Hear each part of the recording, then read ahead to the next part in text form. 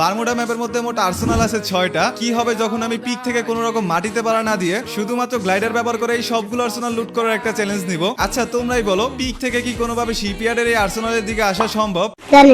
তো প্রথমেই আমি পিক থেকে সব থেকে দূরবর্তী আর্সেনাল রিন্নাম ভিলেজেরটা খোলার উদ্দেশ্যে লাভ দিয়ে দেই। যদিও বা আমি প্রথমে মনে করছিলাম যে রিন্নাম ভিলেজের এই আর্সেনালটা খোলা সম্ভব না, কিন্তু সবশেষে আমি কোনো না কোনো ভাবে এইখানে চলেই আসি। এই আর্সেনালটা খোলার পরে আমি আবারও পিকের ছাদের উপরে চলে আসি এবং কেপটাউনের আর্সেনাল খোলার উদ্দেশ্যে লাভ দিয়ে দেই।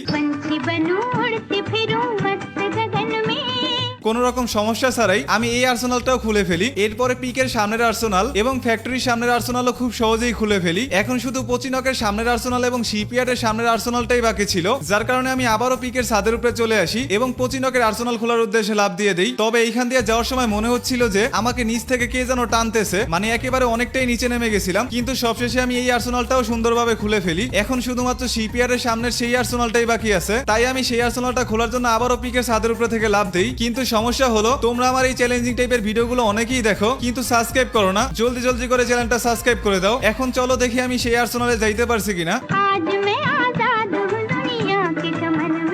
এইখানে যদিও বা আমি পুরোপুরিভাবে আর্সেনালের কাছাকাছি যাইতে পারি নাই, তবে এইখানে আমি একেবারে কাছাকাছি চলে আসছি এবং এই চ্যালেঞ্জটা আমি এইখানেই কমপ্লিট করে ফেলছি।